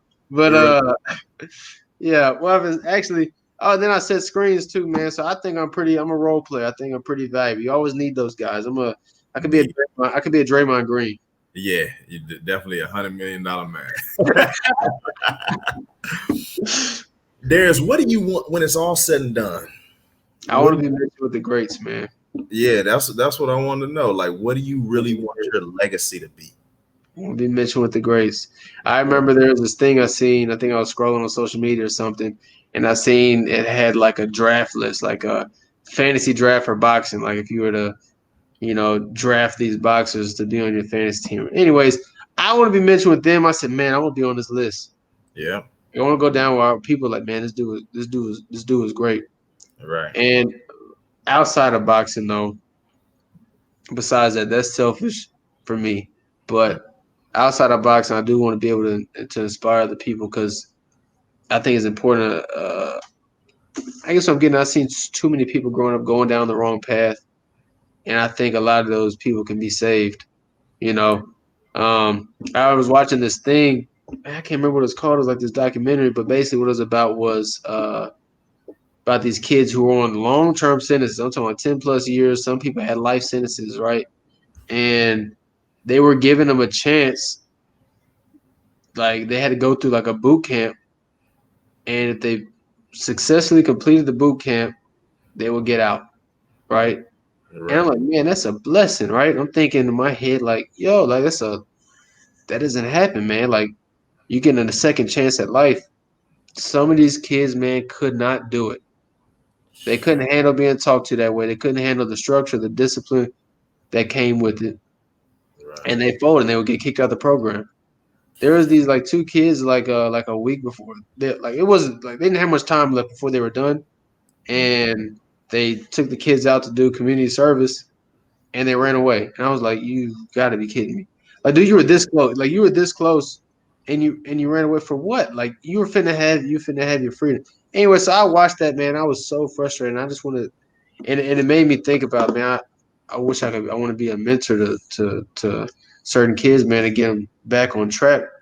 Man, I guess the future generation, man, that's important, man, because the future generation is our future, right? They're the ones taking care of a lot of us, and I think it's important to have, some people don't have certain role models and figures that they can have. So I want to be able to build a platform to help out like some kids like that and kind of be able to, if I can give them guidance, network, or anything that I can provide, stuff like that, to be a mentor to certain kids. Right. I think that's something that I've always thought about and dreamed about. Something I always wanted to do outside of boxing, obviously. Right. That's good. That's great. We need more of that. You said you want to be listed with the greats. Give me your top 5 boxers of all time. This is always the hardest question, and I'm gonna tell you right now, my top 5 greatest boxers of all time right now is not what it was yesterday, and it's not who's gonna be tomorrow. It always changes. Now there's always change about who I may like in that moment. Yeah, let me tell you. I'm the same way with any of my lists. And right now I'm dealing with an issue with my buddies because for the last 20 years, I've had someone at the top of my top 5 rappers list and he just went to number 2. Now it's 1 Drake, Tupac 2. So I'm having some problems with my boys. Drake just topped Tupac? It's topped him, man. And I'm Tupac'd out. Maybe I'm, prisoner of the moment. So I feel you on everything changing. Next week it may be different. It's going to change, man. Okay, well, I give you my top 5 boxers, man. You got to give me a top 5 NBA players. I will. That's fair. Yeah, that's fair. Does that change too? Is your top 5 of NBA change? Yeah, because Luka's up there now. Oh, you put come on, man, you put Luke up there, man. He just started in the NBA. He just had some hella performances though.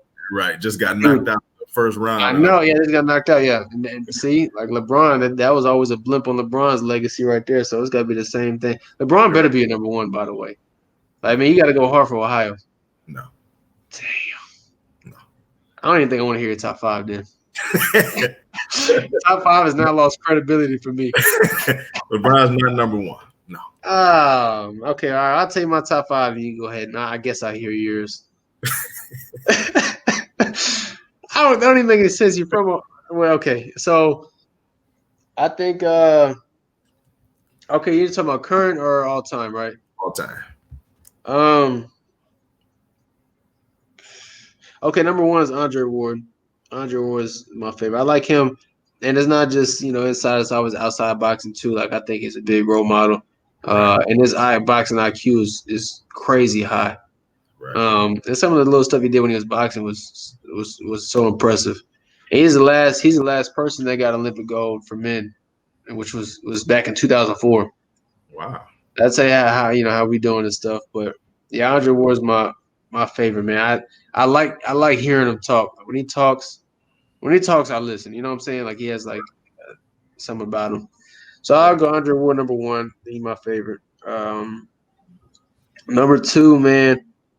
Does it have to be in order? Can I just give you five people? Yeah, you can just give me five. It don't have to be. Yeah, all right. I'm gonna go Andre Ward, man. Sugar Ray Leonard. To me was the dude was so vicious, man. So Sugar Ray Leonard somewhere in my top five. And then I'm gonna go with man, that's tough. I want to put Evander Holyfield in there too. I love watching him fight because his tenacity was outrageous. Yeah, that dude was a true warrior, man. Definitely. So I want to put him probably in there somewhere. There's so many good fighters. Okay, if Tyson's not in there, come on, Darius. Tyson has to be in the top five. Tyson's not in there. You know what I thought you were going to say? I thought you were going to say Muhammad Ali had to be in the top five. See, I didn't see Ali, so. I didn't see it, but almost the only person I seen was Andre Ward. Yeah. I went back and started watching a lot of their fights and stuff, but that's usually what everybody wants to go ahead and put Muhammad Ali in there, but he was always been the GOAT for activist reasons as well too, so definitely that's what makes him the GOAT, man. Like I can't imagine being in that time, and shoot, we kind of almost a little bit in that time. Now we all having their problems now, but especially in that time and saying no to the draft. Yeah, I don't have problems. They didn't do nothing to me. I have my problems here with the white folk. Man, that was powerful, man. When you hear it. So he's been the GOAT for other reasons, but I'm not for actual boxing. I don't think I'm putting him in my top five. I'm gonna go with I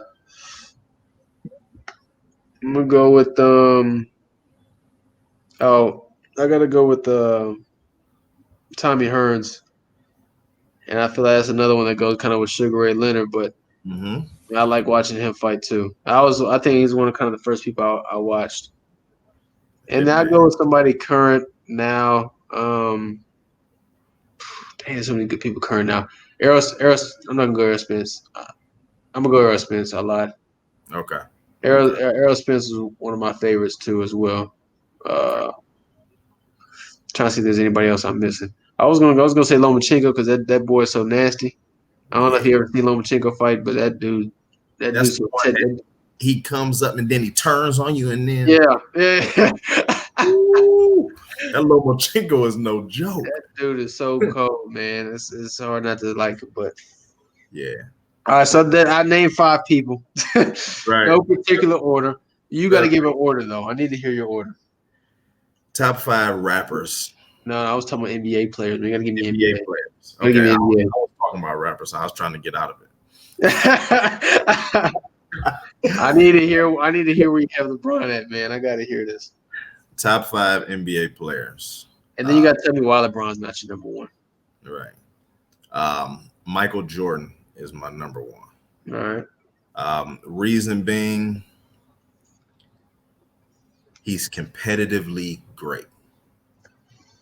LeBron is not competitively great. I've seen him quit. He's 3-6 in the finals. Mike's 6-0 in the finals. Then you can't name one person that LeBron made better. When Bosh came to Miami, his numbers went down. When he joined Miami, D-Wade's numbers went down. When Kevin Love came to Cleveland, his numbers went down. You can say that he made Kyrie better. Anthony Davis's numbers are down, but that's still an open book there. And Anthony Davis numbers are down. Yeah, a little bit My argument to that one real quick though is the fact that you're talking about he took from they're the superstar on their team, right? And then they come together. Obviously, their numbers aren't going to. The numbers can't increase. They're already having superstar performances on where they're at because they were by themselves. Not to say by themselves, but they're a superstar of that team that they were on. So Bosh, when he was with the Raptors, he was superstar of that team. D Wade was superstar when he was with the Heat.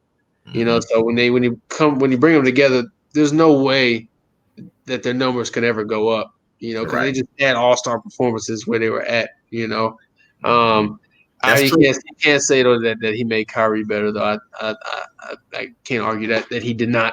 I think he did make Kyrie so much better. Right. Now that's true. That's true. Only thing is when these guys come, because LeBron holds the ball so much, people don't get into the flow. And when he passes them the ball, he expects them to make something happen, or he won't pass them. Or he won't keep passing them the ball. So you got to take a guy like Steph Curry. Everybody touches the ball on almost every play. Yeah, I think that's just the system they run, man. And they do, man. They ball movement is so impressive, man. Everybody touches it by the time they get down to the court, and somebody's always going to be open. And somebody always end up open. I remember watching the series, and I'm like, oh my, why is somebody always open? Yeah, they did a good job with that. I'm not gonna lie. Yeah, they did a great job. But LeBron's issue may be he's never had a great coach except for Coach K in the summers, during the Olympics. Yeah, the Olympics. Yeah, so that may be it. So we got Michael Jeffrey Jordan, number 1. His whole name. that guy's a god, man. That guy is different when it comes to playing the game of basketball. You have LeBron James, number 2. You have Kareem Abdul-Jabbar, number 3. You have Tim Duncan, number 4. Oh, got the fundamentalist at number 4. Okay. Fundamental at number 4, and you got to go Bill Russell. It's hard to leave Wilt off because I love Wilt, but I beat him up a little bit for his era, and I go Bill Russell. That's so funny when everybody talks about Wilt and they talk about his numbers are so cartoonish. Yeah, they are. I've always questioned that growing up. I said, why is Wilt not the greatest of all time? You see what numbers he's putting up, and I was like, yeah, no. They credit everything he's done, and I'm like, man, that's so crazy. They're right. And the era does matter. The same thing with boxing. Like a lot of boxers. Like I remember, I think Larry Holmes was a big one where he came up in a bad era where they didn't really credit a lot of the heavyweights that he fought, and so it kind of tarnished his legacy, I guess you can say, And so I can understand that, Will. Right. Then I go by Bill Russell because he won so much. Yeah. What they always said about though, like the one Jordan argument that I was going to counter you with too was about the 6-0 in the finals. Is when you look at that, you always got to account for all the playoffs that he played. Period. I mean, all the playoff series that he had. Period. Damn times he lost in the first round. Or he lost in the Eastern Conference Finals before he made it to the finals. Like he's lost plenty of times in the playoffs before. Right. All I think about LeBron, I think the difference was I think the East was dominant in that time when Jordan was coming up. So whoever won Eastern Conference Finals was most likely going to win the same thing with how it is now. Whoever wins like the Western Conference Finals most likely is going to win. That's true. The final NBA Finals, and because I think East was but it's hard for me to talk about. I don't like having those kind of debates because you understand how old I am. You know, I never got to really watch Jordan play. You know, I see highlights, but they're highlights, right? They're aimed to make him look fantastic and look magical like that. You know, compared to when you actually sit down and watch a full game. Yeah. And you kind of see all the errors and stuff that somebody may make. You know, Yeah. so that's why I can't really I can't even when you go back talking about Magic or Kareem. Never seen them play, right? I seen highlights. Yeah. And it's different from boxing. I'm not going to go back and watch. They play 82 game seasons, and then they have a whole playoff series, 7 game or maybe 7 game playoff series. I'm not going to go back and watch all those games. With fighters, I can go back and watch some old fights of especially when they're in the top for championship fights. I didn't go back and watch those real quick. I'm not going to watch somebody's entire career, somebody's entire NBA career. And they play like 15 seasons. So I don't like to have those arguments about like LeBron Jordan debate because All right, I'm gonna ask you a question. Okay. Do you think? How can I? Do you think the era? Well, we'll just go basketball, or we'll just go sports general. Do you think the era that we're living in now is better than previous eras? Yes. When you compare eras, right? Strictly off evolution. So then, when you talk about, that's why some people don't like to compare eras because it's 2 different times that people are living in. Yeah, a lot more access. We have a lot more access to resources and technology and research than anybody in the past does. And we study like Kobe. Use Kobe for example. Have you seen the video of Kobe and Michael Jordan? It was literally like mirror images of them doing the exact same thing, like in the exact same location. Yes. So we all take things from the past and we add stuff to make us even better. Definitely. So then I guess I was going to get at, since you said yes, or I didn't get to let you finish, but how can you put anybody in the past eras above the era we're in now? Because I think there's always outliers. And a guy like Bill Russell was an outlier, but he would have issues being 6'9", being a center. Because 6'9" really isn't that tall. But then he may fit in much better now. Yeah. Because everybody's playing small ball. Kareem, the sky hook was, no matter what era, you couldn't stop it. He could hook it from the point. It was unbelievable what he could. And I saw Kareem play in person. I was at all of Jordan's games where he beat the Cavs. I've been almost on the same court as LeBron before. Kind of came up during the same eras, and I think it's almost like you looking at boxers where you can look at the hitman and say, okay, he can still do what if he was coming around today, his toughness will shine through, because you have certain things that are gonna shine through: work ethic, toughness, ability to adapt within a fight. And I think you get a lot of those same things in basketball. So you would have appreciated Jordan because he was a great scorer, so averaged 30 points. But then he dominated on the defensive end, because how certain boxers are great attackers, but they don't have great defense. You have that play great defense that don't attack well.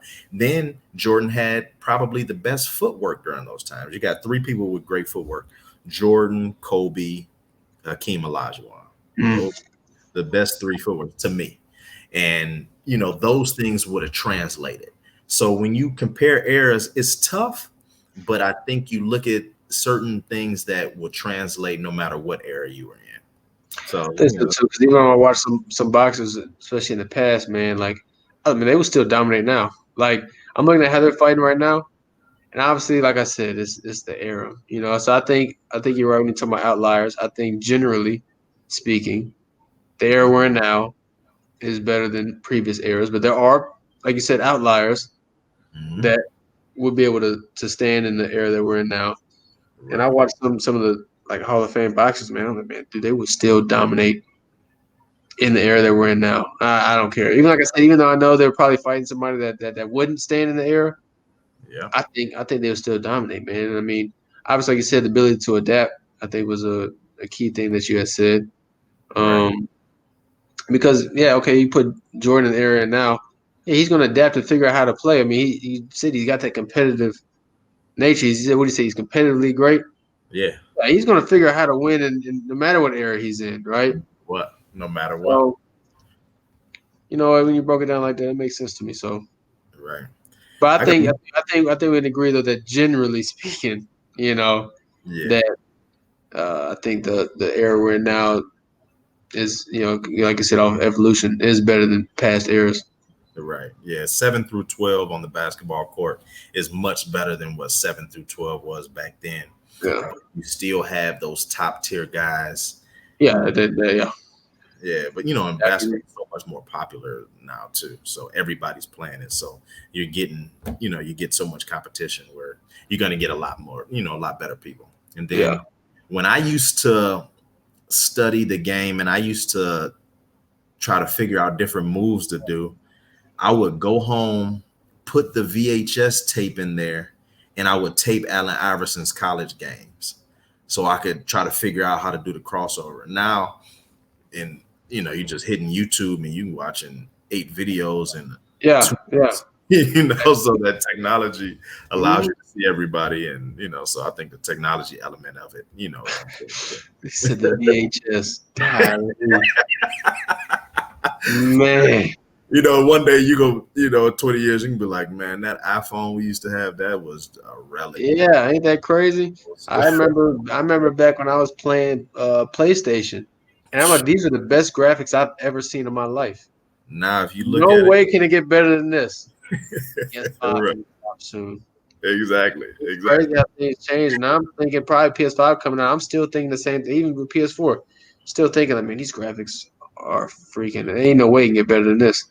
Right. And somehow they keep getting better. It's like, man, it's so getting better. Keep getting better. I got one last question for you. What's going on? You come from a biracial home. What were your conversations like growing up? And what conversations have you had with your parents now with what's going on with the police brutality on Black men? So, I guess I had to start with my background. I think is important. Like I said, I'm biracial, and I grew up in Fort Hood. Fort Hood is a military base, and it's military accepts everybody, right? And it was a very diverse. There was no if blacks were a minority, I didn't know about it, right? And obviously in the home, I didn't experience any racism. I didn't see any conflicts, So when I was growing up, I didn't know racism existed, and that's honest truth.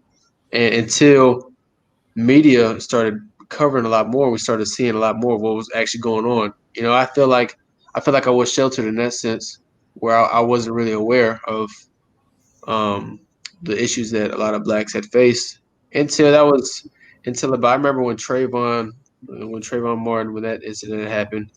I remember there was a gas station I always went to right down the street from the house, and I'll go with my friends. Like, if I had any friends that stayed over, we would go to the gas station, get some snacks. And I remember that became like I won't say issue to my parents, but that became a big concern.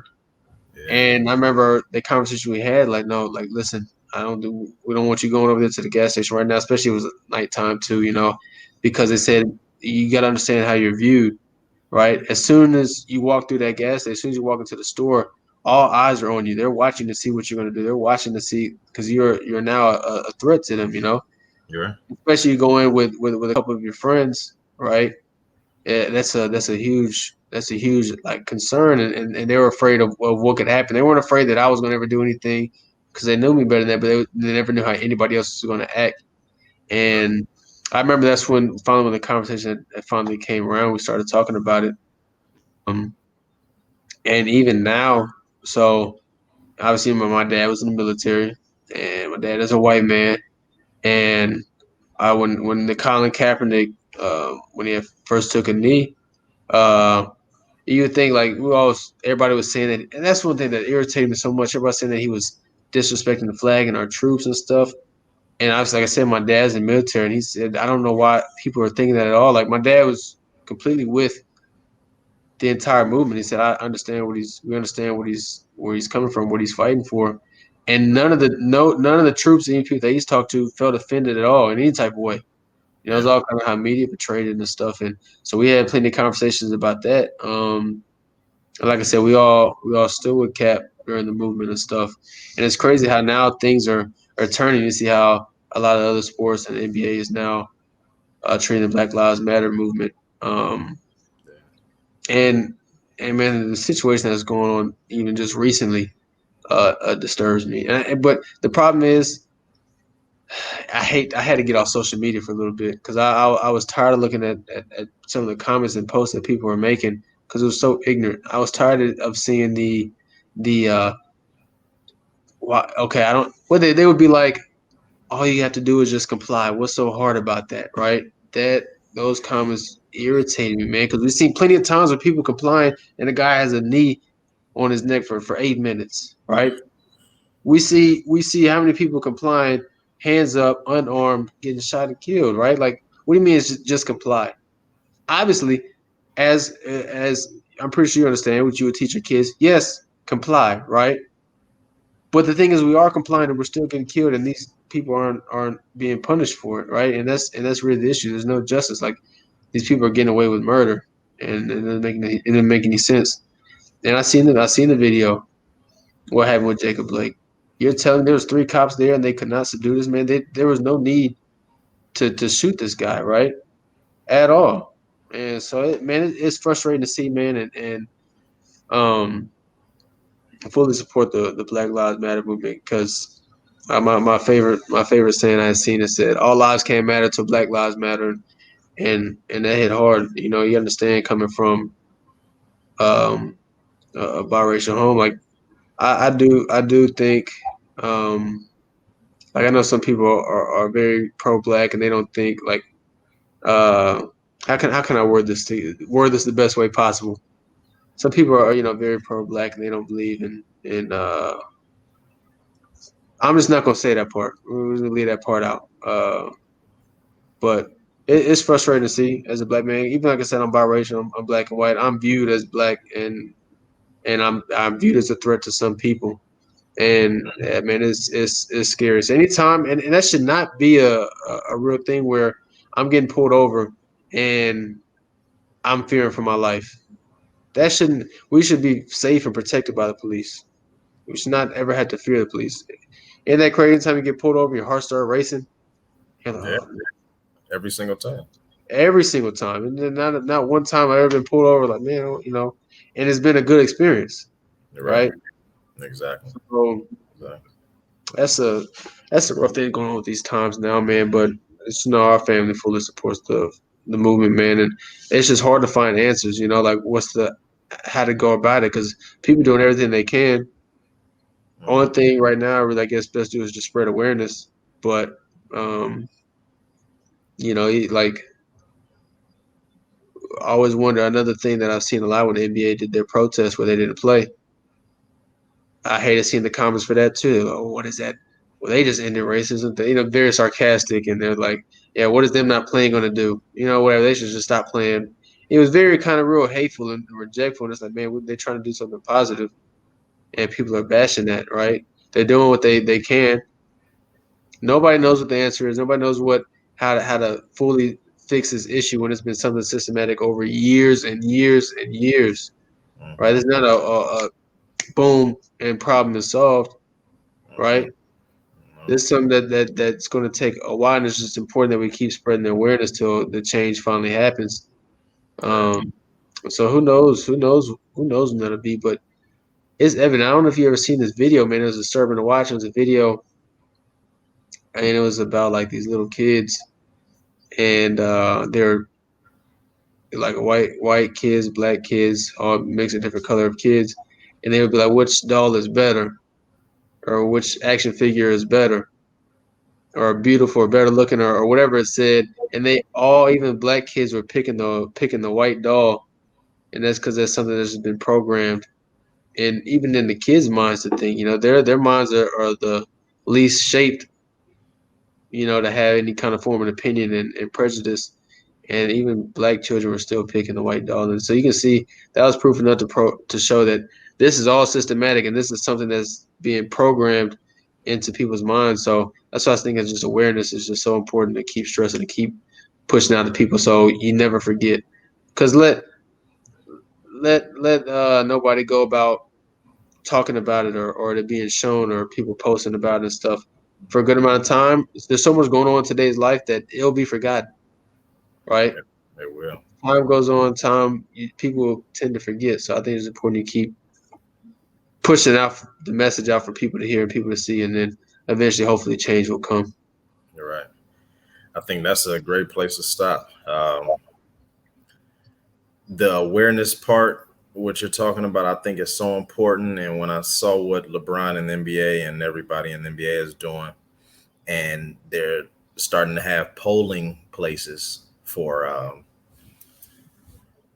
they're going to use some of the arenas as places to vote. Yeah, I see that. I think that's super important because I think it's time for change in the White House because we have someone in the White House that doesn't tell the truth. And we need someone in the White House that tells the truth. You know, I'm not going to over politicize it because I respect everyone's opinion, but I think it's really, really important for some change to come, and we can only do that through voting. I agree. You know, I agree. Hate to end on, that serious note. We had such a, fun conversation, man. It's really great. I really, appreciate you taking the time to talk to us. And I think people are going to get a lot out of this conversation. We got to do it again after you go across seas and, whoop on some folks. Yeah, yeah, absolutely. All right. But I appreciate it, Darius. And if you ever need anything from us, we'll always be here. I appreciate that, man. Thank you for the time. I appreciate the opportunity to talk. I know we caught you right after your workout, so you can go ahead and handle your business. I hop in that shit. Hey, with pleasure. Thank you, Darius. Have a good one. I appreciate it, man. Thank you.